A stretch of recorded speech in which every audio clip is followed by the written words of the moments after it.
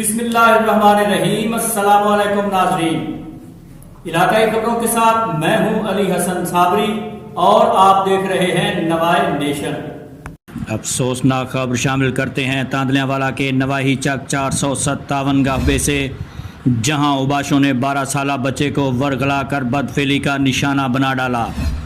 والد کے مطابق علی حسنین گھر سے کھیلنے نکلا، جسے ملزمان ورغلا کر اپنے ساتھ نامعلوم مقام پر لے گئے، جہاں ملزمان بدفعلی کرتے رہے۔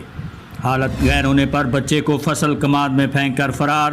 پولیس تھانہ گڑھ نے ایک ملزم کو گرفتار کر کے مقدمہ درج کر لیا ہے، جبکہ دیگر ملزمان کی گرفتاری کے لیے چھاپے جاری ہیں۔